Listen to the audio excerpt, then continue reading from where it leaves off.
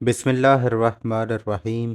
अस्सलामुअलैकुम दोस्तों। Students, video का थंबनेल देखकर आप समझ ही गए होंगे कि आज की वीडियो में हम बात करेंगे CS 304 असाइनमेंट नंबर 2 के सलूशन के बारे में। लेकिन एक बात मैं आपको वीडियो के स्टार्ट में ही बता देना चाहूँगा कि वीडियो में जो सलूशन मैं आपको बताऊँगा, अगर आप सेम एज इट मेरे आंसर को कॉपी करेंगे तो आपको प्लेगरिज्म इशू भी आ सकता है, जिसकी वजह से आपको 0 मार्क्स मिल सकते हैं। क्योंकि असाइनमेंट क्वेश्चन फाइल में ये क्लियरली मेंशन किया गया है कि अगर आपने किसी दूसरे स्टूडेंट्स के आंसर को कॉपी किया या किसी भी ऑनलाइन प्लेटफॉर्म से इसका आंसर कॉपी पेस्ट किया तो आपको 0 मार्क्स दिए जाएंगे। लिहाजा असाइनमेंट में कंप्लीट नंबर हासिल करने के लिए आपने मेरे दिए गए कंटेंट में अपनी कुछ क्रिएटिविटी ज़रूर शामिल करनी है, ताकि आपको किसी किस्म के प्लेगरिज्म का इशू ना आ सके और आप असाइनमेंट में कंप्लीट नंबर हासिल कर सकें। दोस्तों, मेरा नाम है मोहम्मद सकलैन हैदर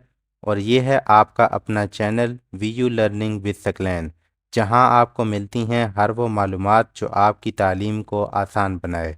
वीडियो शुरू करने से पहले अगर अभी तक आपने मेरे चैनल को सब्सक्राइब नहीं किया तो अभी वीडियो को लाइक करें, चैनल को सब्सक्राइब करें और बेल आइकन के बटन को दबाना ना भूलें, ताकि आने वाली वीडियोस के नोटिफिकेशन आपको मिलते रहें और वर्चुअल यूनिवर्सिटी की हर अपडेट आपको बर वक्त मिल सके। अब चलते हैं असल मौजू की तरफ। दोस्तों, आए पहले CS 304 की असाइनमेंट नंबर 2 के क्वेश्चन को समझते हैं।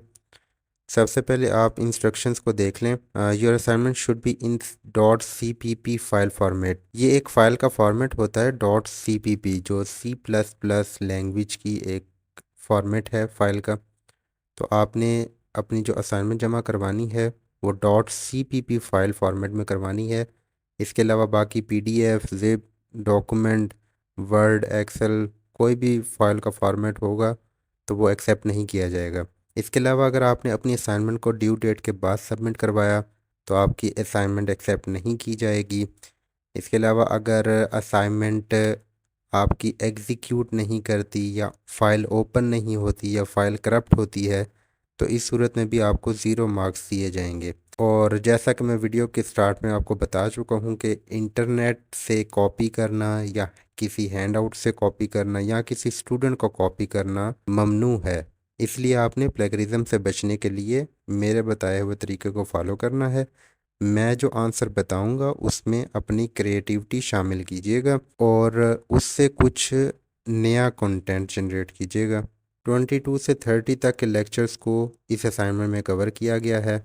तो चलें अब सवाल की जानिब बढ़ते हैं। सवाल कुछ यूँ है कि आपको एक एम्प्लॉय मैनेजमेंट सिस्टम डेवलप करना है C++ लैंग्वेज के थ्रू। इसके लिए आपको कुछ शराइत बताई गई हैं। फर्स्ट ऑफ ऑल, दो तरह की आपने एम्प्लॉयज़ की सैलरी को कैलकुलेट करना है। एक रेगुलर एम्प्लॉयज़, एक आवरली एम्प्लॉयज़। रेगुलर एम्प्लॉय की फ़िक्स सैलरी होगी, उसमें इसकी बेसिक सैलरी इंक्लूड होगी, अलाउंसेस इंक्लूड होंगे और इनकम टैक्स इंक्लूड होंगे। और आवरली एम्प्लॉयज़ अपने वर्किंग आवर्स और आवरली रेट के मुताबिक उनको सैलरी दी जाएगी। जो कंडीशंस यहाँ पर अप्लाई करने के लिए कहा गया है, first of all, employees class has the following data members. आपने एम्प्लॉय की क्लासेस बनाते वक्त आपने ये डाटा मेंबर्स यूज़ करने हैं। Second thing is that employ class has the following members functions. जो एम्प्लॉय क्लासेस आप बनाएंगे उसमें जो मेंबर फंक्शंस आप इस्तेमाल करेंगे वो ये होने चाहिए। Third one is regular employ class has the following data members. जो रेगुलर एम्प्लॉय की क्लास होगी उसमें जो आप डाटा मेंबर इस्तेमाल करेंगे वो बेसिक सैलरी, अलाउंसेस और इनकम टैक्स होना चाहिए। Fourth thing is that regular employ class has the following member functions. जो रेगुलर एम्प्लॉय क्लासेस हैं उनमें पैरामीटराइज कंस्ट्रक्टर और कैलकुलेट सैलरी जैसे मेंबर फंक्शंस शामिल होना ज़रूरी हैं। इसके अलावा फ्रेंड्स, यहाँ पर आपको दो फार्मूलाज दिए गए हैं। एक रेगुलर एम्प्लॉय की सैलरी को कैलकुलेट करने के लिए और दूसरा ऑरली एम्प्लॉय को की सैलरी को कैलकुलेट करने के लिए। आपने ये दोनों फार्मूलाज को अपने कोड में लाजमी शामिल करना है। इसके अलावा कुछ डाटा मेंबर्स और मेंबर फंक्शन दिए गए हैं, आपने इनको भी देख लेना है। इनको लाजमी आपने अपने कोड में इस्तेमाल करना है। और आखिर में सैम्पल इनपुट और सैम्पल आउटपुट आपको दिए गए हैं। सैंपल इनपुट आप देख लीजिएगा। सैंपल आउटपुट एक पिक्चर की फॉर्म में इन्होंने दिया है। जब आप सी प्लस प्लस में अपना कोड लिख लेंगे और उसके बाद अपने कोड को एग्जीक्यूट करेंगे तो आपका आंसर कुछ इस तरह से शो होना चाहिए, तभी आपको आपके असाइनमेंट के कंप्लीट मार्क्स दिए जाएंगे। तो दोस्तों अब चलते हैं हम अपनी सोल्यूशन फाइल की तरफ। आप इस कोड में देखेंगे कि जो जो कंडीशंस हमें क्वेश्चन फाइल में दी गई हैं वो सब मैंने अपनी सोल्यूशन फाइल में इस्तेमाल की हैं।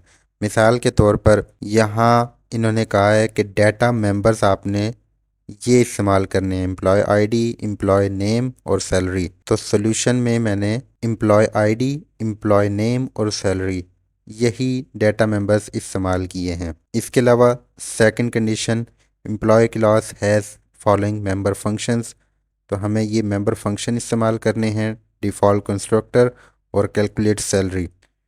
तो आप यहाँ पर देखें कैलकुलेट सैलरी और डिफ़ॉल्ट कंस्ट्रक्टर दोनों मैंने इस्तेमाल किए हैं। Third one is regular employee has following data members, तो ये बेसिक सैलरी, अलाउंस और इनकम टैक्स इस्तेमाल हुए हैं। तो मैंने भी यहाँ पर बेसिक सैलरी, अलाउंसेस और इनकम टैक्स यही इस्तेमाल किए हैं। इसके अलावा fourth condition, regular employ class has the following member functions, तो इसमें दो चीज़ें दी गई हैं, पैरामीटराइज कंस्ट्रक्टर और कैलकुलेट सैलरी। तो ये भी तकरीबन सिमिलर है ऊपर वाले के, तो हम देख लेते हैं कि ये भी हमारी सोल्यूशन फाइल में इस्तेमाल हुई है या नहीं। तो आप देख सकते हैं रेगुलर एम्प्लॉय में कंस्ट्रक्टर मैंने यूज़ किया है। इसके अलावा सैलरी को भी कैलकुलेट किया गया है। नेक्स्ट वन हम देख लेते हैं। यहाँ पर दो फार्मूलाज भी दिए गए हैं, एक सैलरी फॉर रेगुलर एम्प्लॉय के लिए और एक सैलरी फॉर आवरली एम्प्लॉय के सैलरी को कैलकुलेट करने के लिए। तो आइए देख लेते हैं क्या ये भी हमारी सोल्यूशन फाइल में इंक्लूड है या नहीं। आप देख सकते हैं पहला formula, salary is equal to basic salary plus allowances minus income tax, ये रेगुलर एम्प्लॉय के लिए है। और दूसरा फार्मूला ये रहा, salary is equal to number of hours multiply hourly rate, तो ये आवरली एम्प्लॉय की सैलरी को कैलकुलेट करने का फार्मूला यहाँ हमने इस्तेमाल किया है। इसके अलावा ये कुछ सैम्पल इनपुट्स दी गई हैं, हमने इन इनपुट्स का इस्तेमाल करते हुए ये आउटपुट क्रिएट करना था। तो आप देख सकते हैं कि हमने ये इनपुट्स इस्तेमाल की हैं और अगर मैं इस फाइल को एग्जीक्यूट करता हूँ तो आपको सेम वही आंसर मिलता है जो हमारे क्वेश्चन फाइल में दिया गया है।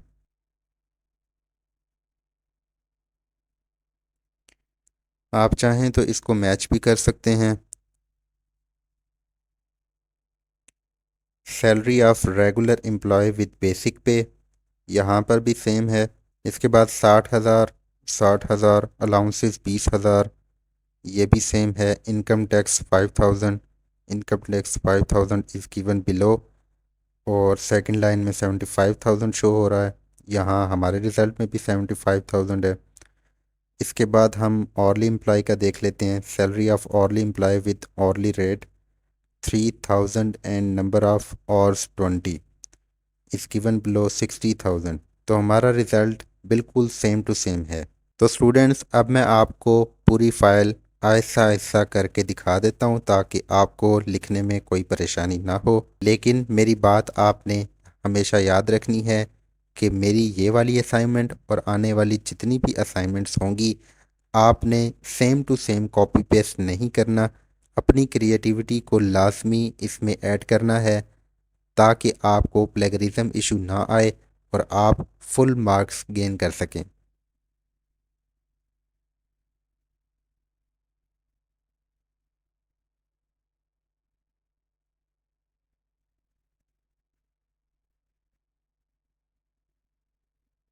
दोस्तों इसके अलावा अगर अभी तक आपने मेरे चैनल को सब्सक्राइब नहीं किया तो अभी चैनल को सब्सक्राइब करें और बेल आइकन के बटन को दबाना ना भूलें ताकि आने वाली वीडियोस के नोटिफिकेशन आपको मिलते रहें। और अगर आपको ये वीडियो पसंद आई तो वीडियो को ज़रूर लाइक करें और अपने दोस्तों के साथ शेयर भी करें। और अगर कोई बात समझ नहीं आई तो आप उसे कमेंट कर सकते हैं, मैं जल्द से जल्द आपको जवाब देने की कोशिश करूँगा।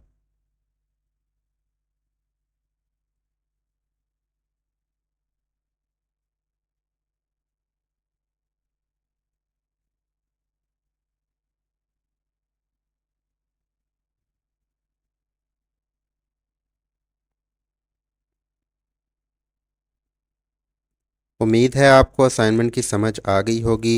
दोस्तों, ये मेरा चैनल है विजुअल लर्निंग विद सकलैन। उम्मीद है आपने सब्सक्राइब कर लिया होगा। स्टूडेंट्स, मैं बहुत जल्द वर्चुअल यूनिवर्सिटी के मुख्तलिफ मज़ामीन के शॉर्ट लेक्चर्स भी लेकर आऊँगा, इसीलिए चैनल को सब्सक्राइब करना ना भूलें। तालीम और तरबियत मुस्तकबिल हैं, अपना रखें ख्याल। पाकिस्तान जिंदाबाद।